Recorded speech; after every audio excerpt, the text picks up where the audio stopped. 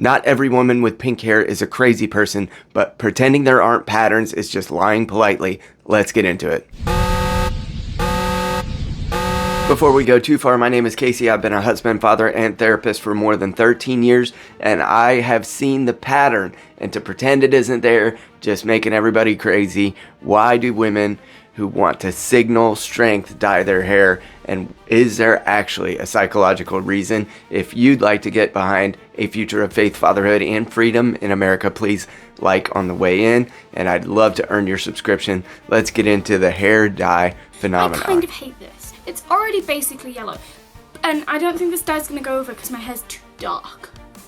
But I have lost the plot, so I'm just gonna do it anyway because I've got so far. And just like put it on. This is professional.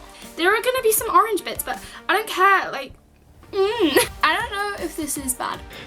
Everyone says you can tell a lot about a man by the shoes that he wears, but hair isn't shoes. It's right there in your face. And when a woman is wearing fire engine red hair, she's not trying to say, I like this color necessarily. She's trying to send a signal. But what is that signal? Is she trying to send a warning sign or a signal of strength, or she's trying to be just different and a dissident from what's normal and accepted in society?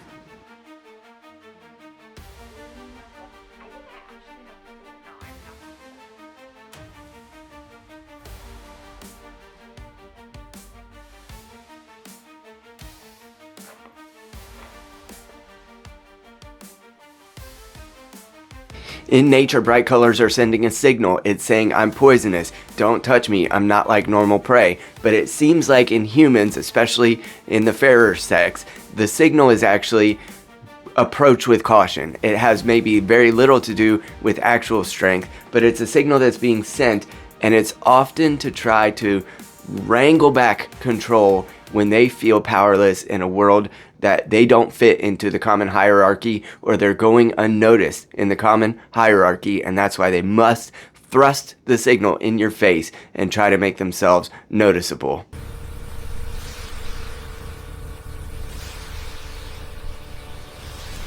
Bright hair is a way to send the signal before the mouth even opens. What they're trying to say is they define the first impression. They want to force the attention. They want to choose how others react. Instead of earning identity through skills, relationships, or achievement, identity is declared. This doesn't make someone evil or necessarily wrong, but it does suggest that something is being covered or compensated for. Let's be real, dyeing your hair feels rebellious, but it's low effort and it's relatively consequence-free. No shame, I plugged the drain just so it looked like one of those lash baths. I love it so much. Can I just start by saying that? It's not the best lighting and I'm sorry, but I just like, it's good enough. These young, mostly women, are trying to get the thrill of nonconformity. They are identifying themselves as being different outwardly with a very low impact and low cost intervention. They're scoring social points in certain circles, and they have that sense of belonging that comes along with the gang, the gaggle, who is dyeing their hair in order to try to signal something.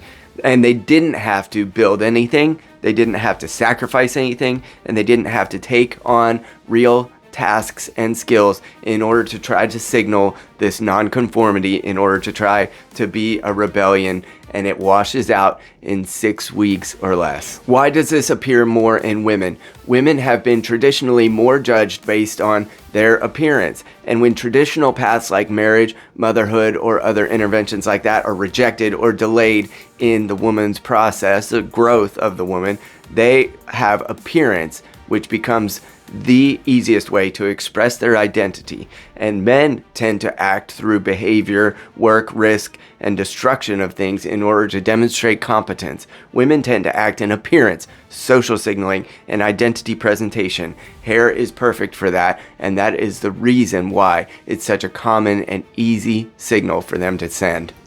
So is the bright red hair a red flag? In some cases, yes it is. They are trying to signal that they might be a little bit toxic, a little bit poisonous, and it also can be an indication of emotional volatility. high need for validation, strong ideological rigidity. Do we see that in the people approaching the ICE vehicles and other things like that that kind of belong to the hair dye gang? Low tolerance for disagreement. It's not a guarantee. None of these are in all cases type of statements, but the pattern is there. And if someone wants to look extreme, don't be shocked if their personality is actually extreme. People usually advertise who they are if you're willing to believe them. It definitely does not come off your body. My hair is definitely purple. I have purple hair. This is sick.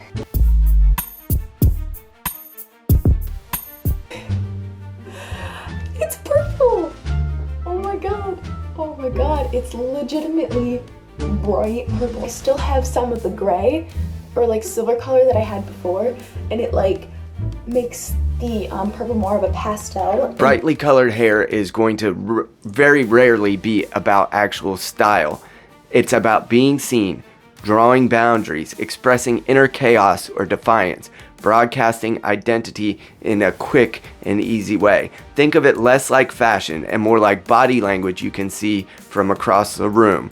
And like all signals, you ignore them at your own peril. If you'd like to get behind some common sense psychology and a future of faith, fatherhood, and freedom in America, please like, share, and subscribe. Thanks for watching to the end of the video. I'll talk to you soon.